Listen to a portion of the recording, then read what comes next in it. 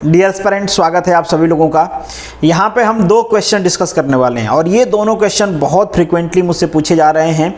ये दोनों question related हैं education qualification of GSECL, Gujarat state electricity corporation limited. दो वैकेंसी आई है यहाँ पे डिफरेंट स्ट्रीम की।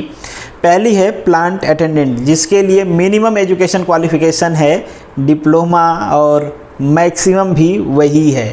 अगर हम जेई की बात करें तो जेई के लिए मिनिमम क्वालिफिकेशन है बीटेक। यहाँ पे डिप्लोमा एलिजिबल नहीं है, हालांकि नाम जेई है बट बीटेक चाहिए मिनिमम क्वालिफिकेशन। मैक्सिमम जैसा यहाँ पे कुछ है नहीं। तो पहले प्लांट अटेंडेंट वाले में आपका डाउट ये है कि हमने डिप्लोमा तो किया है बट D2D हमने इंजीनियरिंग भी कर लिया है या कर रहे हैं, या फिर इंजीनियरिंग के कुछ सेमेस्टर किए हैं, तो क्या हम एलिजिबल हैं या नहीं हैं। दूसरा आपका क्वेश्चन है कि इससे पहले लास्ट ईयर में 7 सेमेस्टर या 8 सेमेस्टर में दोनों में से किसी में बैकलॉग आई थी या दोनों में बैकलॉग आई थी।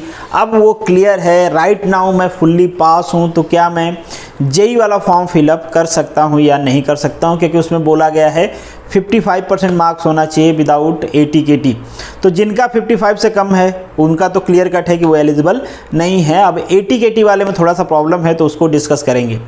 अब यहाँ पे मैं जो डिस्कशन करने वाला हूँ ये मैंने कंफर्म किया है आपके ऑफिशियल से, मतलब जो HR डिपार्टमेंट होता है, HR में भी कई डिपार्टमेंट होते हैं उनके, तो जो रिक्रूटमेंट वाला डिपार्टमेंट होता है आपका GSECL का, उसमें मैंने बात किया था।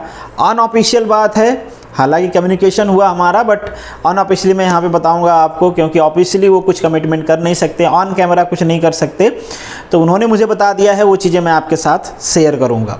तो पहले बात करते हैं प्लांट अटेंडेंट की। तो प्लांट अटेंडेंट में उनका कहना है कि केवल और केवल डिप्लोमा होल्डर एलिजिबल हैं। अगर आपने D2D कर लिया है तो आप एलिजिबल नहीं हो as per the rule. But उन्होंने एक चीज़ और ऐड किया, मतलब उनके साथ कई लोग बैठे हुए थे, उन्होंने ऐड किया, और मेरा भी ये क्वेश्चन था कि अगर किसी ने किया है और वो डिस्प्ले ना करे, बताए नहीं, तब उनका जवाब था कि अगर नहीं बताए तो फिर कोई प्रॉब्लम नहीं होगा।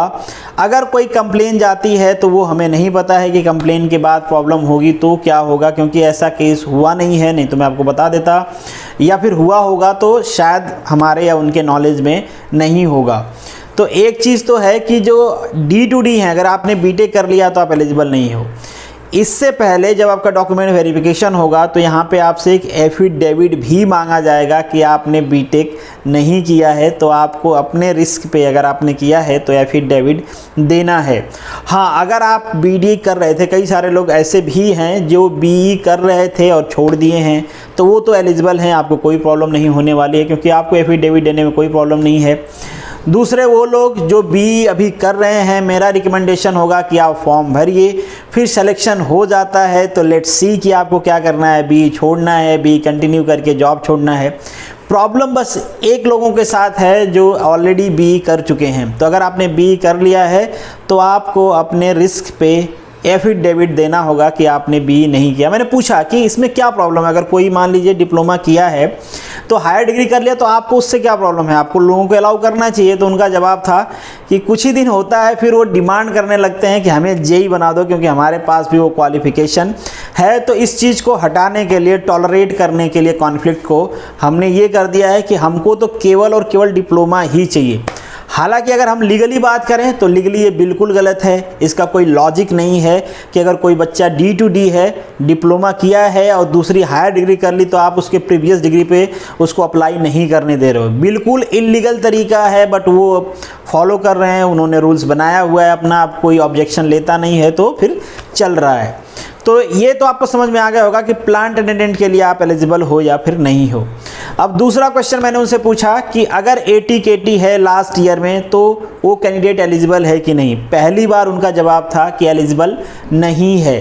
फिर GTU का जो बैकलॉग और AT-KT वाला फंडा है, मैंने वो उनको समझाया कि इन दोनों में डिफरेंस होता है। AT-KT और बैकलॉग ये दोनों अलग अलग होते हैं। तो आप बैकलॉग को AT-KT कह रहे हो या GTU जिसको AT-KT मानता है आप उसको कह रहे हो।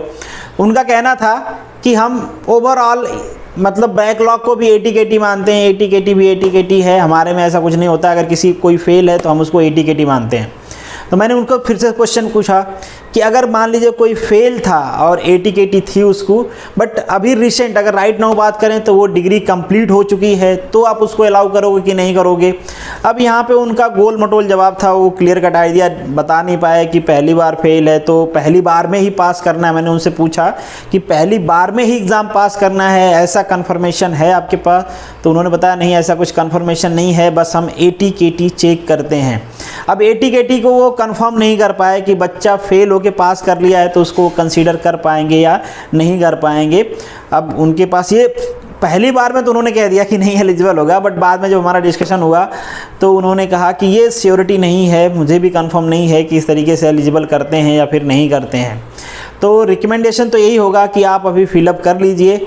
मैं दूसरे रिसोर्स से कांटेक्ट कर रहा हूँ, जो भी रिसोर्स मिलेंगे अगर कोई ऐसा है जो उससे हायर अथॉरिटी का है, जहाँ से लेटर रिलीज़ किया जाता है, जो एडवर्टीज़मेंट बनाते हैं, अगर उनसे कांटेक्ट हो पाएगा कि अगर किसी का बैकलॉग था अभी वो क्लियर हो गया है तो वो एलिजिबल है या नहीं है। जैसे ही कंफर्म होगा मैं आपको कम्युनिटी पोस्ट में, टेलीग्राम में अगर कुछ हुआ तो मैं वीडियो भी बना दूंगा, तो आपको श्योरिटी के साथ पता चल जाएगा। अभी के लिए मेरा रिकमेंडेशन है कि ये क्लियर नहीं हो पाया। ऐसा नहीं कि मैंने उन्हीं से पूछा है, जो लोग वर्किंग हैं ऑलरेडी जेई में या फिर उनमें, उनसे भी मैंने बात किया, बट उनको भी श्योरिटी नहीं थी कि अगर ATKT है और पास हो गया है तो उसको एलिजिबल करते हैं या नहीं करते हैं। तो इसमें थोड़ा सा डाउट है, बाकी प्लांट अटेंडेंट वाला मैंने क्लियर कर दिया है। ये चूँकि ऑफिशियल्स को ही क्लियर नहीं है तो मैं कहाँ से बताऊँ, और उनका कोई ऐसा डॉक्यूमेंट्स मिला नहीं, रूल्स और रेगुलेशन जो है रिक्रूटमेंट से रिलेटेड जिसमें क्लियर हो पाए, तो इसलिए ये बात थोड़ी सी पेंडिंग में है। मेरा सजेशन होगा कि आप अप्लाई कर लिए, फर्दर पता चलता है जैसे तो हम लोग कंफर्म करेंगे कि आप एलिजिबल हो या नहीं हो। तो होप्स हो कि ये चीज़ें आपको हेल्प करेंगी आपको डिसीजन लेने में कि आपको किस एग्ज़ाम में फोकस करना चाहिए। चलिए मिलेंगे नेक्स्ट वीडियो में, तब तक के लिए आप सभी लोगों को ऑल द बेस्ट। जय हिंद।